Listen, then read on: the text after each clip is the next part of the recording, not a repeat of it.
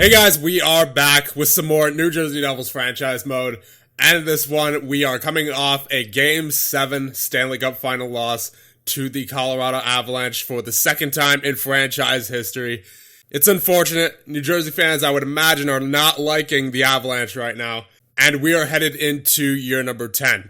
However, there is a positive to take out of this offseason, and that is that we have the Vancouver Canucks first round pick. And the reason that's good is because the Vancouver Canucks finished all the way down in 29th in the league, I believe, during the regular season. Yes, indeed. So we have the third best odds at the first overall pick this year. And that was from a trade that we made back in July for Jesper Boqvist, I believe it was. So obviously, again, it hurts to not have the Stanley Cup for a second time in this GM mode and for a fifth time in franchise history. However, the chance at potentially getting that first overall pick may alleviate some of that pain. So what we need to do now is go into the contracts and renew some guys right away, because we are definitely going to have to overpay some guys this offseason, especially guys like Hall. He only wants he's only making 7.3 right now, but he wants almost $10 million because of the very, very good performance he put up this year, not only in the playoffs, but in the regular season. 57 goals, 101 points. The first time that he has ever reached 100 points in his career. Even better than his Hart Trophy season. So it's going to be very interesting to see what happens throughout this offseason. There are a couple of guys who we're going to have to release regardless, such as Damon Severson here. He's making $4.6 million. He's a 78 overall at this point in his career. It'd be in our best interest to release him. And I don't think Dzingel will be making as much money as he's making now. Yeah, no, he wants significantly less. So we may be able to bring him back. But guys like, I would say Twarynski's probably getting released. Zaka may have to get released. Virtanen might have to get released. Grigorenko, how much does he want? Oh no, that's way too much, especially since Grigorenko has dropped down to a 76 overall. I'm not sure if that's from morale. It might be from performance, but regardless, a fourth liner, at least on our team, is not worth that kind of money with the amount of money that we're going to have to be spending during this offseason. Because, once again, we do have to re-sign Hall. We have to re-sign Fabro, who does want significantly more, up to 8.2. Slavin, we might be able to get him for less. Yeah, we could get him for slightly less if we sign him now. But Carlson as well, because he had that great season, he's also up to 8.4. So we're spending quite a bit of money here in this offseason. So we are unfortunately going to have to let some pieces from our team go. But that is all in order to keep our core together. So we will sign Hall for one more year. And I'm going to try to take him down to $9 million. So offer contract to him. Now, Keiskinen as well. I do want to re-sign Keiskinen. He was pretty solid for us this past year. 55 points and 34 goals in 82 games on the third line for the majority of the year as well. So he was definitely very valuable. And the funny thing is, he didn't even have any power play points. So that's 55 points on the third line with no power play time. He was phenomenal. So I definitely want to bring him back. But what does he want? He wants 5.7 for 1 year. I would honestly go more years if I could. But his salary is just going up that way, and there's only 1 year left anyway. It takes him to UFA. So we may as well just give him 1 year, and we will try to get him, I would say, at 5.1. We're going to try to save as much money as we can here. Kevin Hayes, I would like to bring back. He's currently making 3.1. How much does he want? He wants 2.6 for 2 years. I'll give him 1 year, and I'll try to give him 2.3. I think that'd be a bargain for him, especially if he stays anywhere around an 83, 84 overall. Now, Bykov, what does he want? He's coming off of his rookie contract. He wants 2.75 for 1 year. I will definitely do something like that for him. We'll go down to 2.4, I would say, for 1 year. Now, I'm going to wait on Dzingel just because he's making a lot of money. He was on our fourth line to end the year, and we need to save as much money as possible going into the offseason. So I do want to re-sign him, but I'm not entirely sure as to what the state of our salary cap situation is going to be yet. so I will leave him unsigned for right now. Virtanen, Zacha, Twarynski, going to leave all those guys alone as well. Now, as for defensemen, we have Fabro and Slavin and Carlson and Severson. Once again, we are going to be more than likely going to be releasing Severson. Fabro, however, we definitely need to sign. We will give him 4 years, and I will take him down to, try to get him down to 7.4 for 4 years. And as for Slavin, we can give him 1 year, and he wants 5.7, so that's actually less than what he's making now. So if we could take him down to, I would say 5.25, that'd be an ideal amount for him. Now, Erik Karlsson, he's an interesting situation because he's already 38 years of age. I mean, he may end up retiring, but just given his performance from last year, I definitely want to bring him back if we can. But at the same time, he may end up dropping just due to natural regression, you know? He's currently making $6.4 million. If we offer him a contract, he wants 8.4. I'd be willing to go down for him for, I'd say 7.4. We'll try to take him down a full mil. If we could do that, that'd be great. And hopefully he doesn't drop too much. And now we're going to take a look at the playoff stats because I don't believe we did it in the last one. So Jack Hughes led our team in scoring during the playoffs with 25 points in 27 games. And then Taylor Hall with 24. Bratt with 18. Fabro, Hischier, and Lundell with 17. Carlson with 16. So Carlson was very good towards the end of the playoffs. Remember, there was that one streak where I think over the course of 9 games, he only had 2 points. So he was much, much better during the second half of the playoffs, but unfortunately, it ended up being not enough.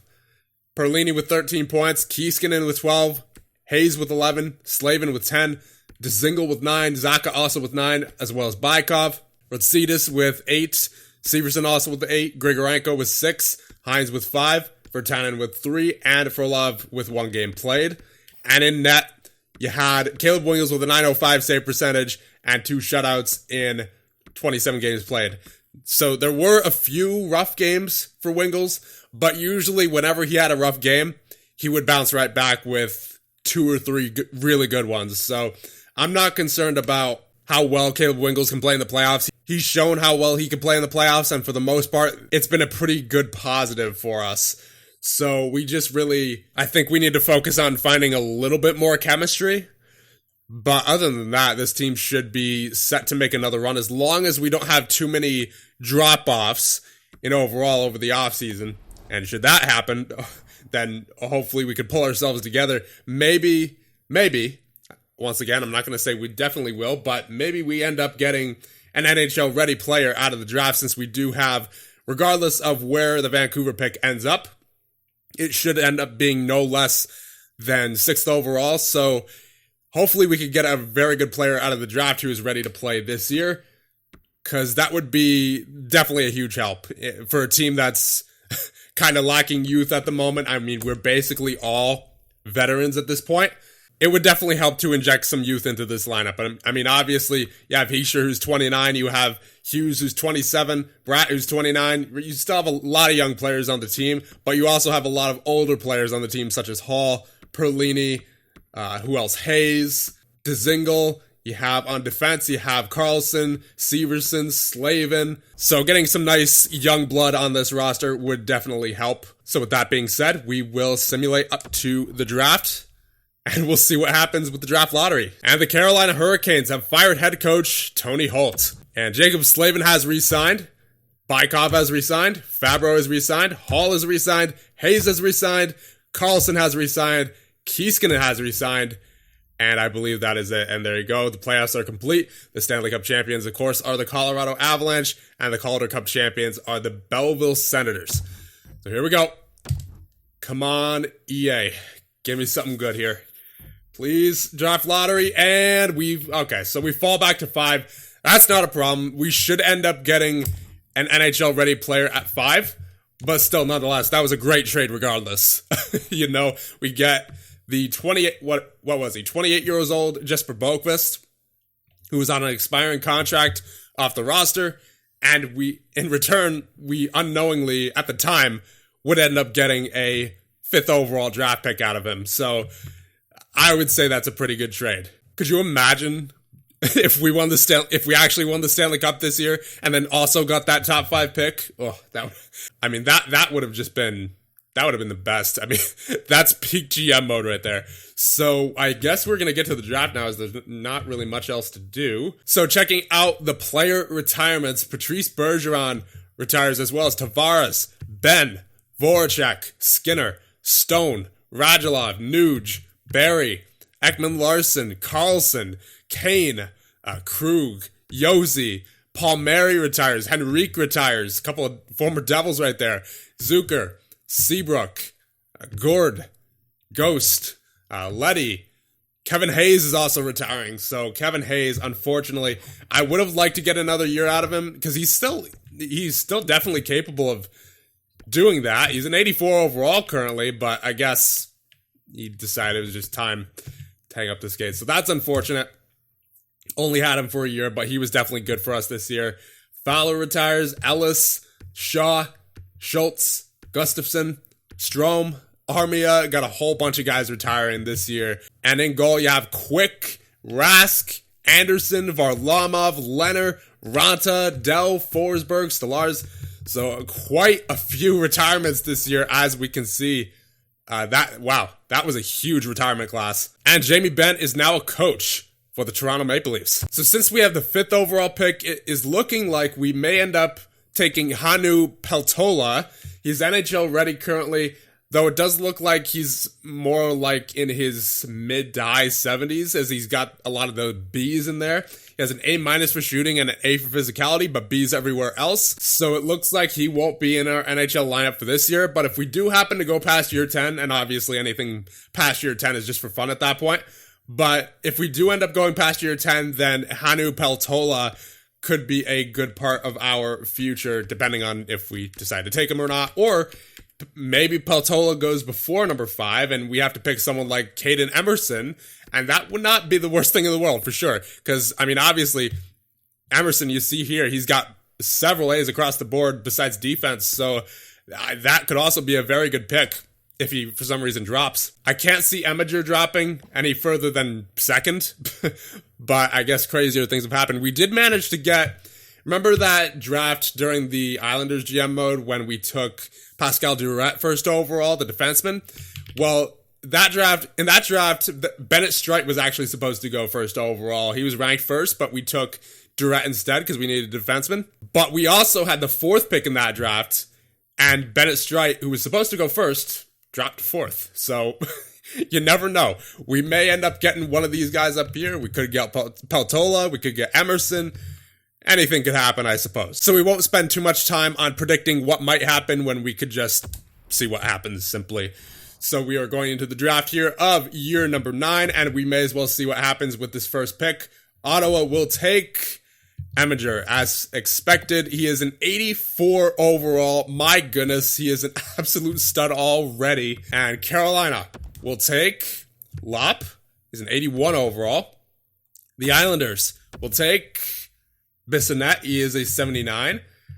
And Detroit, will they take the offensive defenseman in, what was his name? Emerson, I believe. Or will they take Peltola? I believe it will be Emerson, but once again, you never know. They may want a defensive defenseman as we sim the pick.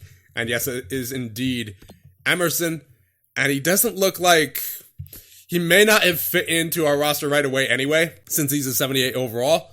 And I can promise you that Peltola is a worse overall, but you know what? He's still got that medium elite potential. And we got this pick for pretty much half of its value. So I'm definitely not complaining here. We will take Hannu Peltola. Welcome to the New Jersey Devils. He is he is a 78. Huh. I thought the worst grades would for sure mean that he was a less overall, but I guess not. I guess it must be because since he's a defenseman, the physical and the defensive categories are a little bit more weighted for him than they are for Caden Emerson. So yeah, he may get a shot to play this year.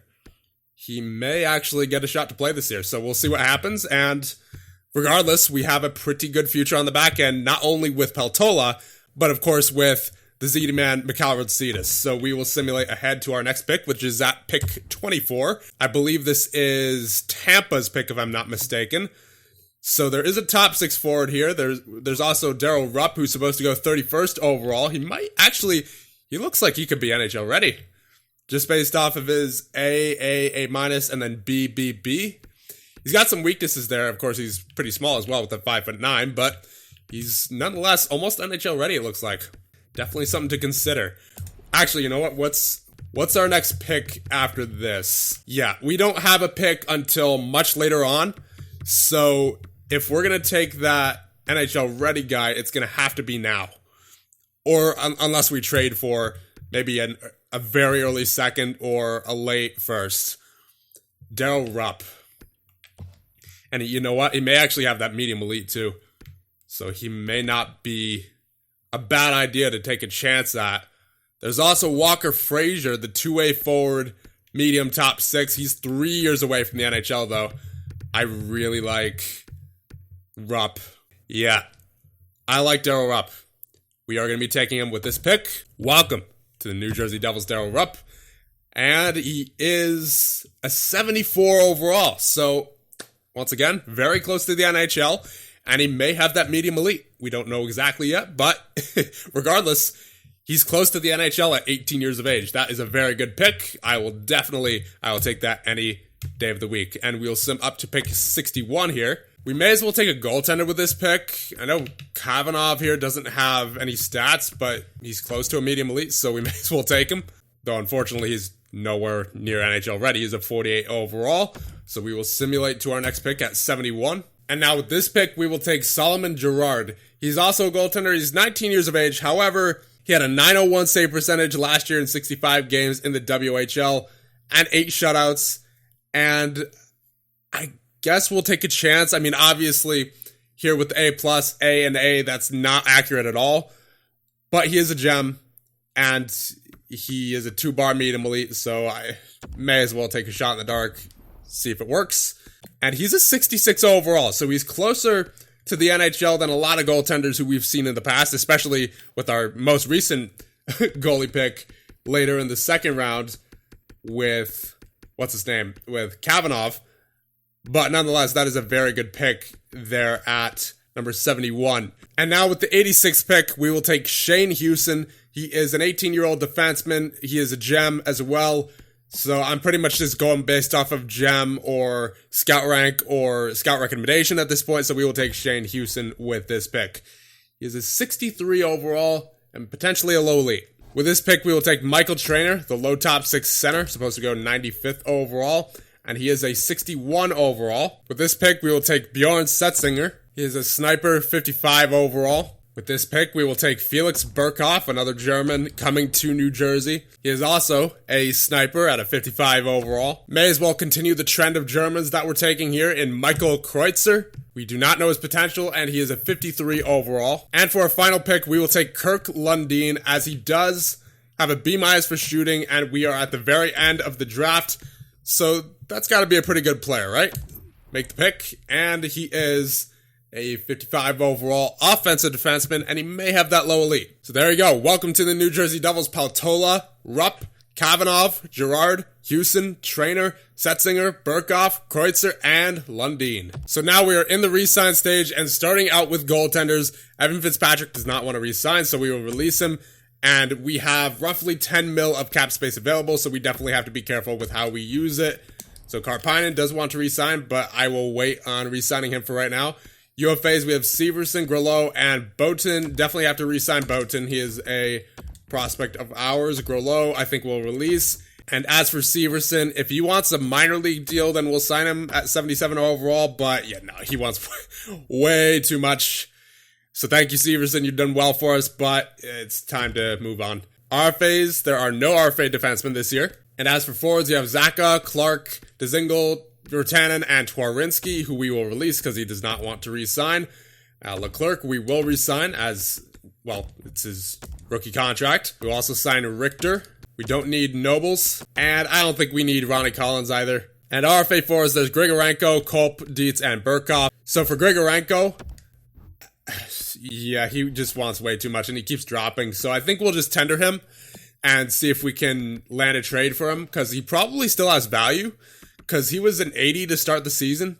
But now, for whatever reason, I guess it's because we played him on the fourth line the entire season. He's a 75. He was probably mad about that. Culp, we will re-sign you. Dietz as well. Burkhoff, we do not need you. So, Virtanen, what do you want? You want 1.4. What were you making before? You were making 2.4, so it's about $1 million in salary decrease. What about Dzingel? He was making, last year, I believe, 5.4. What does he want now? He wants 3.8. That's a little too much for an 80 overall. Clark would be some really good depth. There you go. I will definitely give him that. As for Zaka, he wants 1.2. So Zaka, that's reasonable for him. 1.1 for 1 year. As for Virtanen and Dzingel, though, I think, especially Dzingel, I'm going to have to release him. I have a feeling, because I don't know how much we're going to have left after we sign all these guys. I mean, I would imagine we still have quite a bit, but there also might be some holes that we need to plug in free agency. So I want to go into free agency with as much to spend as possible. So there's Boutin, there is Leclerc. Zaka is not interested in extending at the moment due to his minutes last season. Culp has extended. Dietz has signed. Richter is signed. Clark has not re-signed due to his competition at his position. So we actually, for whatever reason, have more cap space available now than we did before, which I'm not sure why that is. But regardless, we still have 5 skaters and a goaltender left to sign. I would imagine we'll be able to get Karpinen back no problems. Grigorenko, we are not going to be offering him right now until the last day, and then we will tender him a qualifying offer. As for Clark, I would give him $900,000 just so we could keep him as some cheap depth. Nothing wrong with that. Zaka, I would give him a little bit more since he apparently didn't like his minutes last year. I'll give him 1.3 for 1 year. Virtanen, if you do not sign for 1.4, I think I'm going to have to release you as well. So Zaka is going to reject this offer as well. Unfortunately, Virtanen is back. So who's left? Zaka, Dzingel, and Grigorenko. So Clark accepted and Virtanen accepted. I think we're going to end up releasing Zaka here because he wants more minutes. I'll give him one more offer, 1.5 for 1 year, just because I don't think we're going to find too much cheaper out of free agency for an 81 overall. And for Dzingel, he wants 3.8. I don't know if I could justify that, especially with his bottom 6 potential and how old he is. He did well for us last season, but I think we got to release him. And there it is. Zaka is back for another season. And now we will qualify Marcus Grigorenko so that we can potentially trade him. And I believe that is it for the re-sign stage, unless we want to sign one of our prospects, such as maybe Peltola. I think we'll leave Peltola unsigned for right now, just to see how our roster shapes up going into the regular season. But should we need him, we will definitely approach him with a contract. So looking at our roster now, on July 1st, we're going to see what we need. We have Wingles and Parks. Parks will undoubtedly be our backup this year, as he is, of course, a backup goaltender at 78 overall. We do not need a goaltender out of free agency. Defensively, you have Fabro, Carlson, Slavin, Hines, Ratsidas, and Frolov. I want to give Frolov one more chance this year to prove himself. Obviously, he didn't do too well in the 38 games he played last year. He had 9 points, plus 14, only 15 hits, though, and 30 giveaways to 2 takeaways. If he can keep the takeaways to giveaways under control, that's really what I'm looking for out of Frolov this year. If he can do that, then he should be a regular part of our lineup. But if not, then we're probably going to have to find a replacement for him. And then, of course, as well, we have Peltola in the system ready to come up if necessary. So I think I do want to go after a 7th defenseman just in case to back up Frolov. But nothing too major for as far as defense goes, I don't think. Now, forwards, you have Hughes, who's up to a 93 overall now after his 100-point season. It's good to see out of him. Taylor Hall is back up to a 91, so he just keeps on going. Bratson at 88 now, so that's good to see out of him. Now, Nico, hopefully he gets back up to where he was before, around an 89 or a 90, because 86 for him is a bit concerning. I mean, obviously he had a bit of a down year, but hopefully that can be fixed. Perlini with 86 overall. Bykov, Kiiskinen, Lundell, Zaka, Clark, Virtanen, and then it drops off to Solani. I don't know if I want to use Solani. He's 26 years of age. He's been dominating the AHL, but I really would like to get someone out of free agency, and I already have my eyes on someone who could be very good for us. I mean, obviously, Solani could be some good depth for the playoffs or for if an injury happens, but I do have my eye on someone in free agency, and I think he would be a huge help. So for our backup defenseman, we are going to be signing Roland McCowan. He's a 79 overall, 32 years of age. He's a right-handed defenseman, and he fits in on our third defensive pair and our penalty kill lines, and that is where we would be using him. So we will sign him to a 1-year deal at, I would say, 1.4 will work for him. And now the forward that we will be going after is Kasperi Kapanen. He brings a lot of bang for his buck. He only wants about $3 million. He's 31 years of age, 83 overall. He had about 40 points last year, I believe, as we check over here. 38 points in 82 games played with Toronto. He's very physical in the simulation, and he is fantastic at that takeaway to giveaway ratio. So that's what I like about him. And that was in very limited ice time with only 12-18 this past season. And he had 3 shorthanded points last season. So I would imagine that Kapanen would be a very useful addition, possibly to our third line, maybe even to our top 6 if we can find a spot for him there, though I doubt it. But with injuries and all that, you never know. So we will be signing Kasperi Kapanen here. I'm going to say 3.3 for 1 year. While we're at it, we may as well pick up some more cheap depth. We will take Jaromir Pitlick. He's an 80 overall, 26 years of age. He may fit in on a third line, and he is costing less than $1 million, so you can't really deny that. I'll give him $0.95 million for 1 year. And we also may as well just get a cheap backup goaltender. It can't hurt. So we will sign Vanacek here to a 1-year deal for $900,000. And there you go. We have gotten Kasperi Kapanen from free agency. We have also gotten McCowan. We also get Vanacek. We also get Pitlick. And as of right now, this is what our lineup is looking like. We have Wingels and Vanacek. And then, of course, Parks currently in the system, but he will be our main backup. Defensively, you have Fabro, Carlson, Slavin, Hines, Ratsidas, Frolov, and McCowan. And then, of course, as well, Peltola in the system. And forwards, you have Hughes, Hall, Bratt, Escher, Perlini, Bykov, Kiiskinen, and Lundell. That's 8. 9 is Kapanen. 10, Zaka. 11, Clark. Pitlick is 12, Virtanen 13. And in the system, Grigorenko, who's actually an 80 overall now, so may actually make sense to sign him. Yeah, I think we can sign Grigorenko. We'll give him 1 year at 1.5 now that he's back up to an 80 overall. And Grigorenko is now back as well. We have a trade to St. Louis, a first and a second, and to Tampa Bay, Burakovsky and a third. Another trade to Detroit, Batherson and a fifth, and to Ottawa, Doyle and a sixth. So we are at the start of year number 10, and we are going to take a look at our roster here. So Wingels is up to an 86, and Parks is up to an 83. That is what you like to see. So maybe a little bit of goaltending competition there between these two. And on defense, you have Fabro, who's an 88, Ratsidas, who's up to an 85 now.